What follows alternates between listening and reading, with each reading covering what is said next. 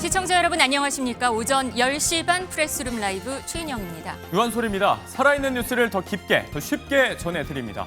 먼저 오늘의 뉴스 네컷입니다.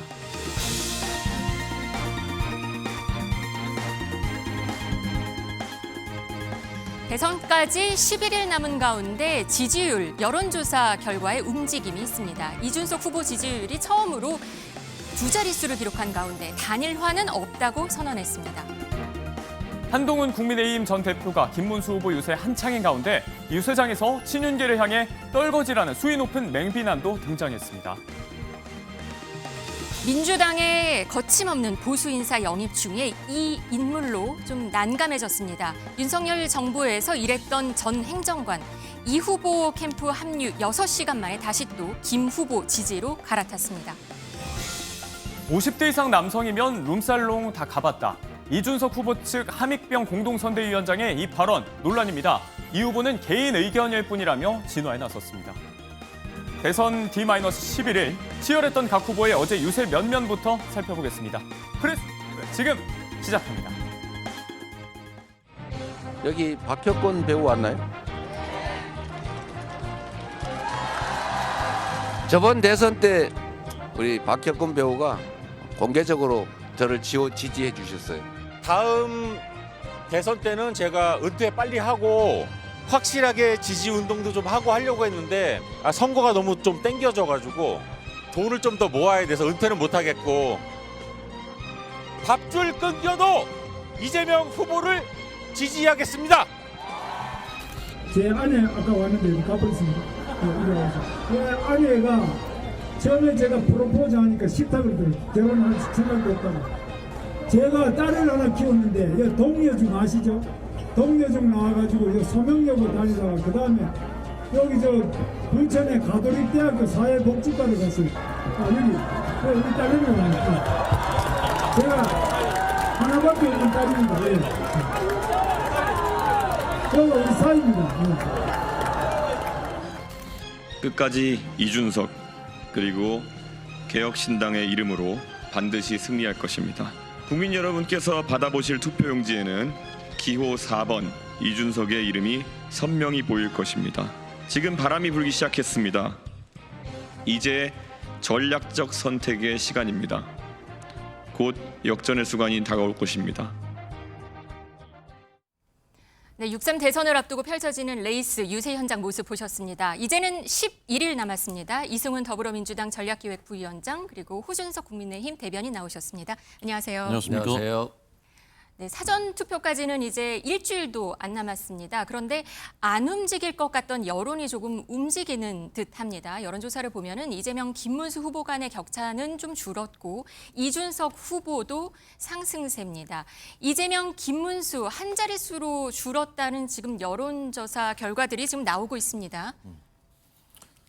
네, 저는 김문수 후보에 대한 재발견이 이루어지고 있다라고 네. 생각합니다. 김문수 후보가 정치한 지 오래됐지만 최근 몇 년 동안은 국민들께 잘 노출되지 않았고 김문수의 진 면목이 무엇인가에 대해서 사실 이제 잘 모르시는 또 잊어버렸던 그 유권자들이 굉장히 많은데 네. 선거운동을 하게 되면서 조금 전에 이제 가족들 소개하는 모습도 보셨지만 정직하고 반듯하고 진심이 있다 그리고 거짓말하지 않는다 그런 모습들. 그래서 파도 미담이다 파파미다 이런 말도 이제 그 한간에 보이더라고요.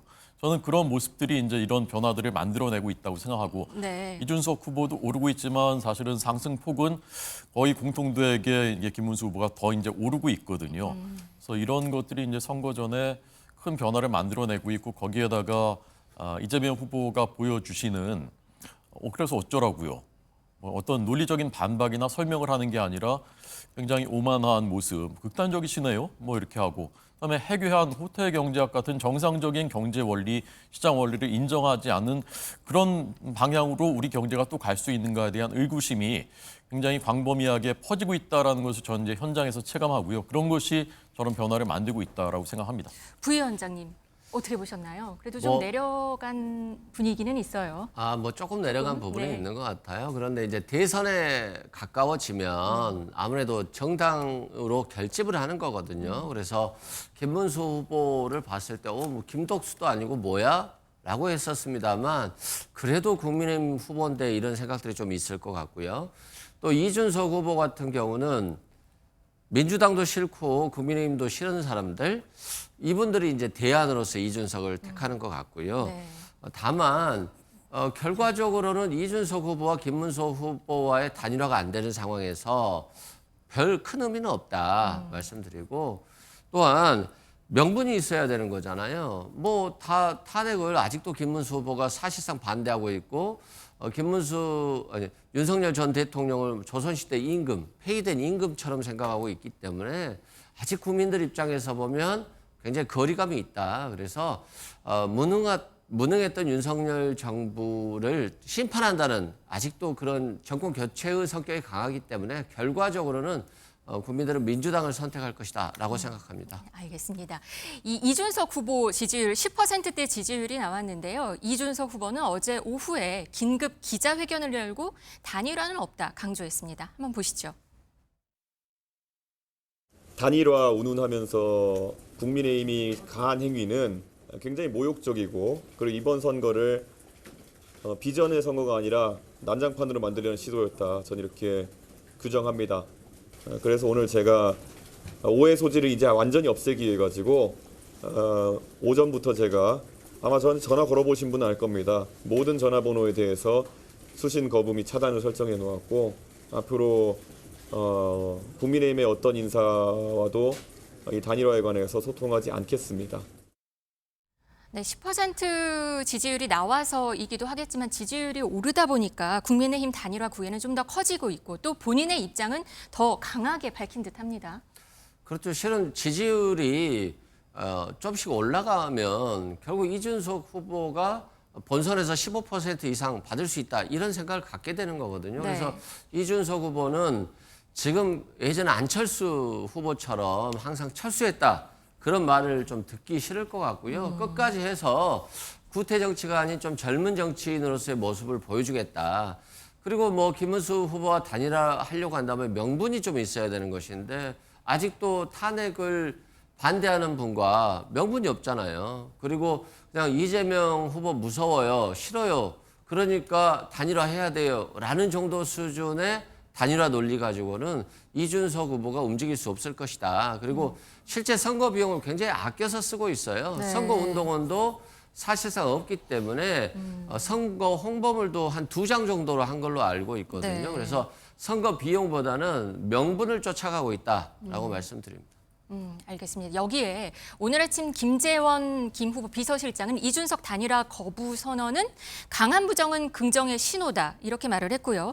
이정현 국민의힘 공동선거대책위원장은 이준석 발언 진실로 보이지만 단일화는 선거 전날까지는 열려 있다 이렇게 말을 했습니다. 이 6월 2일까지 기다리시는 건가요? 국민의힘 입장은 어떻습니까? 어쨌건 어제 이제 그 5시에 이준석 후보가 기자회견을 하면서 네. 단일화 가능성이 상대적으로 낮아진 것은 분명한 것 같습니다. 이준석 후보의 지금 마음은 이게 그 뭐 좀 확실히 확고한 것 같아요. 네. 그렇지만 이제 오늘 그 주요 일간지들, 유력 일간지들의 그 논조를 보면 이준석 후보가 단일화 안 하겠다라고 선언한 그것보다는 여론조사의 추이가 지금 보수 후보 2명이 합치면 이재명 후보와 거의 근접하거나 어떤 것은 넘는 것이 더 많이 나오고 있다. 이러면 단일화의 압박이 점점 더 커질 것이다라는 기사가 훨씬 더 많이 실렸습니다. 비중 있게. 네. 자, 그건 뭐냐? 이제 그 여론이라는 것은 정치는 여론을 따라가는 것이고 여론의 압박을 무시할 수가 없는 것이 정치 지도자이기 때문에 저는 이런 그 언론들의 그 논조가 결국 국민들의 마음을 반영하는 것이다. 그래서 이 가능성이 저는 완전히 끝났다라고 생각하지는 않고요. 네. 앞으로의 상황 변화에 따라서 달라질 수 있을 것이다. 이준석 후보도 그런 말을 한 적이 있습니다. 두 후보의 합이 이재명 후보를 넘으면 그러면 논리의 구성이 될 것이다라는 말을 한 적이 있었거든요. 네. 그래서 이런 상황 변화를 앞으로 좀 더 지켜봤으면 좋겠습니다. 국민의 마음, 여론 이 상황을 보고 좀 움직일 수도 있다 이렇게 기대를 좀 하시는 거군요. 네, 끝까지 노력해 보겠습니다. 알겠습니다. 근데 어제 기자회견을 보면은 이 후보는 국민의힘이 가한 행위가 모욕적이라고 했습니다. 이게 단일화하면 당권을 좋게 하는 당권 거래설 얘기이기도 한데요. 이동훈 개혁신당 공보단장이 오늘 아침에 한 라디오에서 이런 얘기를 했습니다. 들어보시죠. 이준석 캠프에 있는 이제 관계자들한테 그런 제의가 오기 때문에 그런 걸 또 그분들한테 얘기를 듣기도 하고 그러니까 뭐 그런 걸 갖다가 자기가 얘기할 수 있는 위치에 있는 사람이죠. 국민의힘에서 자꾸 단일화라는 얘기를 하는 게 예. 이게 정치권에서 쓰는 표현으로 이제 감으려고 한다. 그래요. 어떤 프레임 안에다 자꾸 넣으려고 하는 것 같아요. 그러니까 이준석 그러니까 대선을 이기기가 쉽지 않다고 생각하고 국민의힘에서 보니까 그러면서 나중에 우리는 단일화 이렇게 해가지고 단일화 안 해가지고 이준석 때문에 진 거야라는 책임 떠넘기기 차원 제가 이제 페이스북에도 쓰기도 했지만은 한동훈을 경쟁시킬 수 있는 한동훈의 대항마로서 어떻게 보면은 쓸 수가 있겠다 뭐 이런 생각을 하고 있는 것 같더라고요. 그래서 단일화 거래설 얘기가 나왔습니다. 어떤 내용인가요? 이 주장은? 주장인가요? 근데 이제 아니면 전화 제가- 통화를 했다는 내용인데. 제가 그 거리에서 많은 네. 시민들 만나고 아침 저녁으로 이제 지역에서 선거 운동을 하면 많은 저희 당 지지하시는 분들이 저한테 오셔서 하시는 말씀 중에 제일 많이 하시는 말씀 중에 하나가 그거예요. 이준석 후보가 어떤 희망을 하더라도 어떤 거를 요청을 하더라도 그거 다 받아줘야 되는 거 아니냐. 다 어떻게든지 뭐든지 다 들어줘서라도 단일화해라. 그런 그게 당 밖에서 그냥 일반 시민들도 그런 말씀하시고 저희 당 안에 있는 저는 그 다수의 정서도 그것인 것 같아요.